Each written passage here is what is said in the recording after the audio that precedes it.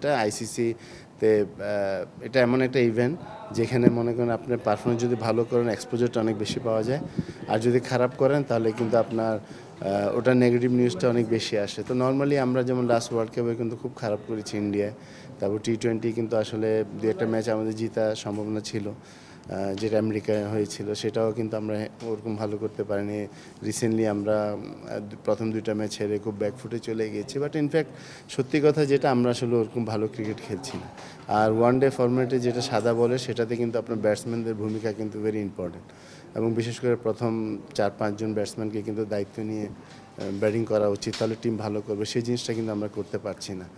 তো এগুলো নিয়ে আপনার যতই হোক আলাপ আলোচনা বলেন, যতই কিছু বলেন, এটা আসলে অনেক দেরি হয়ে গেছে, অনেক দিন থেকে আমরা এই সাফার করছি। এটা যত তাড়াতাড়ি সম্ভব ইমিডিয়েটলি এই জায়গা থেকে আমাদেরকে বের হয়ে আসতে হবে, আদারওয়াইজ এটা ডাজেন্ট লুক গুড। না, বোর্ডে আসলে ক্যাপ্টেন্সি নিয়ে কোনো কথা হয়নি। তো আমার মনে হয় যে ক্যাপ্টেন্সি, সিনিয়র প্লেয়ার, তারপর রিটায়ারমেন্ট, তারপর কারা ফিচার, এগুলো কিন্তু আসলে জাস্ট এগুলো বাইরে না বলে আপনি যারা যে ডিপার্টমেন্টে আছে সেভাবে কথা বললে ভালো। কারণ এটা বাইরে গেলেই কিন্তু আপনার প্রেশারটা অনেক চলে আসে, এবং প্রেশারে কিন্তু নর্মাল ক্রিকেট খেলাটা ডিফিকাল্ট হয়ে যায়, যেটা আমাদের হচ্ছে। এবং আমার মনে হয় যে যেহেতু আমাদের বোর্ডে সবাই আছেন, সবাই ব্যাকগ্রাউন্ডে ক্রিকেট প্লেয়ার ছিলেন ওনারা, তো আমার মনে হয় এসব নিজেরা আলাপ আলোচনা করলে ভালো। এবং যে ক্যাপ্টেন্সি নিয়ে ইনফ্যাক্ট ওই ধরনের কোনো কথা আমাদের মধ্যে হয়নি, বাট তারপরে আমি মনে করি যে যে ফরম্যাটে যে ক্যাপ্টেন হবে ওকে পুরো দায়িত্বটা নিতে হবে, এবং ওর পারফরমেন্স হলো মেইন। ও যদি পারফরমেন্স করতে পারে তাহলে টিমকে খুব ভালোভাবে সে পরিচালনা করতে পারবে। ভাই, আপনার কাছে কি মনে হয়, মানে পার্সোনালি তিনটা ফরম্যাটের আলাদা আলাদা তিনজন ক্যাপ্টেন হলে কি ভালো হয় কিনা, নাকি আসলে মানে লাল বল সাদা বল দুইটা ক্যাপ্টেন হলে ভালো হয়, মানে আপনার কাছে কি মনে হয়? এটা তো আসলে প্লেয়ারদের আপনার অপশনের উপর এটা ডিপেন্ড করে। আপনি দেখেন অন্য সব দেশের কিন্তু আপনার 3 ফরম্যাটে 3 ধরনের প্লেয়ার আছে, কিন্তু বাংলাদেশে ম্যাক্সিমাম কিন্তু আপনার ম্যাক্সিমাম প্লেয়াররা কিন্তু 3টা ফরম্যাটে খেলছে। সেটাতে আপনার অপশনটা আমাদের খুব কম। তো যেখানে আপনি টিম করতে পারছেন না সেখানে 3টা ক্যাপ্টেন করা কিন্তু আপনার জন্য ডিফিকাল্ট হয়ে যাবে।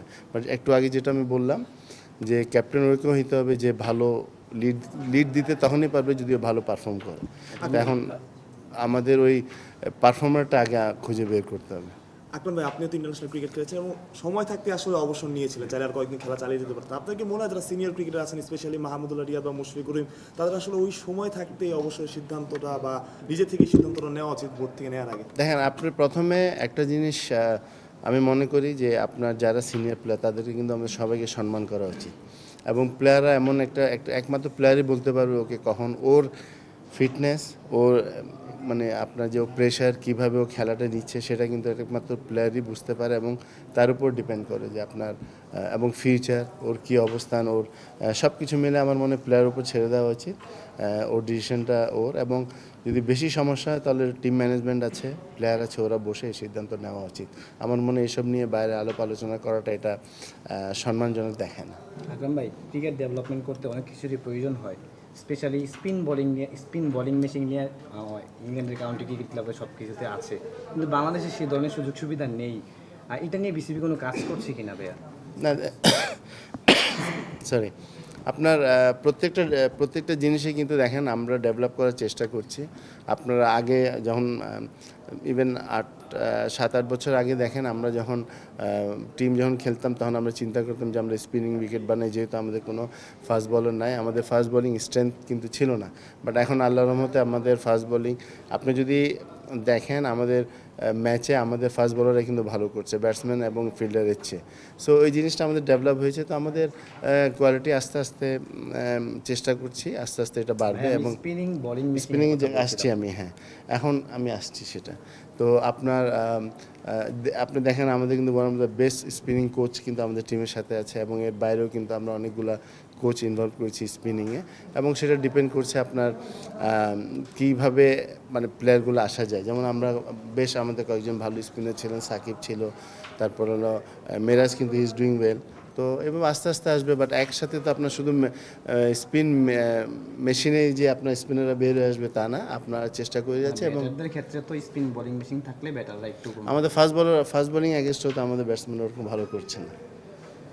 তো সেটা আপনাকে বললাম না যে আপনি এটার জন্য আপনার একটা দেশ যখন ভালো করতে হয় তাহলে আপনার পেশেন্ট আমাদেরকে রাখতে হবে, ধৈর্যটা ধরতে হবে। আপনার ভাই এত লং টাইম আছেন বোর্ডে এবং খেলেছেনও লং টাইম, তো সেই দিক থেকে আমরা অনেক কথা বলছি, যে কথাগুলো আমরা এখনো বলছি সেগুলো আগে বলা হয়েছে, মানে আপনি কি জানেন, মানে সমস্যা তো সব জায়গায় থেকে গেছে। আপনার কাছে কি মনে হয় যে স্পেসিফিকলি কোন জায়গাতে কাজ করলে আসলে সমাধানটা আসবে? মানে আমরা বলেছি ডোমেস্টিকে ভালো করতে হবে, ডোমেস্টিক হলে ন্যাশনাল টিমে আসতে হবে, পারফর্ম করে আসতে হবে, সেগুলো দেখেছি ভাই, কিন্তু ডেভেলপমেন্ট হচ্ছে না। আপনার কি মনে হয়? আমার কাছে ডে বাই ডে বাংলাদেশের ফ্যাসিলিটিস কিন্তু বাড়ছে। যদি আপনি ওইভাবে চিন্তা করেন তাহলে আপনি 15 বছর আগে আমাদের ফ্যাসিলিটিস যদি এখন কম্পেয়ার করেন অনেক কম ছিল, বাট তখন তো আমাদের এখান থেকে তামিম, সাকিব, মুশফিক, রিয়াদ, মাশরাফি, আশরাফুল এরা কিন্তু বের হয়ে আসছে। এরা বের হয়ে আসছে একমাত্র এটার কারণ হলো যে আপনার ইন্ডিভিজুয়ালি ডেভেলপমেন্ট। আপনার ক্রিকেট বোর্ড কিন্তু যতটুকু পারে আপনাকে হেল্প করবে, কিন্তু আপনি ইন্ডিভিজুয়ালি যদি আপনি ডেভেলপ না করেন তাহলে আপনি ভালো প্লেয়ার হতে পারবেন না। আপনি ভালো প্লেয়ার হতে পারবেন কিন্তু আপনি কোয়ালিটি প্লেয়ার লাগবে। বাংলাদেশে এখন সমস্যা যেটা, আমাদের ভালো প্লেয়ার অনেক আছে বাট কোয়ালিটি প্লেয়ার অনেক কম, যেটা অন্য দেশে অনেক বেশি। তো সেটা বললাম যে আপনার এটার দুই দিক দিয়ে আপনার এফোর্টটা লাগবে, ক্রিকেট বোর্ডের লাগবে এবং আপনার প্লেয়ারও লাগবে। আমি সাকিবদের কথা আগে বলেছি বিকজ তখন কিন্তু ক্রিকেট বোর্ড এখন যে ফ্যাসিলিটিস দিচ্ছে তখন মনে করেন এটার 50% কম ছিল, বাট তখন তো ওরা কিন্তু একটা কোয়ালিটি পর্যায়ে গিয়েছে ওদের যে পারফরমেন্স। সো আমার মনে হয় যে আপনার আমরা হয়তো বা ডোমেস্টিকে বা বিএপিএল কিছু রান করে আমরা মনে করি যে আমরা অনেক ভালো প্লেয়ার রেখেছি। আসলে আমাদেরকে নিজেরাই চিন্তা করা উচিত যে আমরা যখন ইন্টারন্যাশনালে যাব কত মাইল স্পিডে আমরা বোলিং ফেস করব, কি স্পিনারদেরকে আমরা ফেস করব। সো এগুলো সব কিছু আসলে চিন্তার ব্যাপার এবং এগুলো ডেভেলপ করলে আমরা একটা ভালো পর্যায়ে যাব। থ্যাংক ইউ ভাই, আমি বলে তামিম ইকবালের ইন্টারন্যাশনাল ক্যারিয়ারটা দুর্দান্ত, কয়েকদিন আগে তাকে আসলে সংবর্ধনা দেওয়া হয়েছে। তামিমের মতো ক্রিকেটারকে আসলে বোর্ডে প্রয়োজন কিনা আপনার কাছে? তামিম বোর্ডে এটা ডিপেন্ড করে আপনার মানে যে যে কে কীভাবে যেতে চাচ্ছেন। যেমন আমি মনে করেন যে খেলার পর আমার ইচ্ছা ছিল ক্রিকেট বোর্ডে আসার, আমি এসেছি। এটা এখন ডিপেন্ড করে, অনেকে হয়তো আসেনি, হয়তো বা ওদের ইন্টারেস্ট নেই। তো ডেফিনেটলি আপনার যাদের ব্যাকগ্রাউন্ড ভালো, যারা ক্রিকেটে যারা আছে, ক্রিকেট না আপনার যে কোনো স্পোর্টসে যাদের ব্যাকগ্রাউন্ড থাকে, ওরা ওই ফুটবল আছে, হকি আছে, তো আসলে এটা ক্রিকেটের জন্য বা স্পোর্টসের জন্য অনেক ভালো হবে। Thank you. থ্যাংক ইউ ভাই।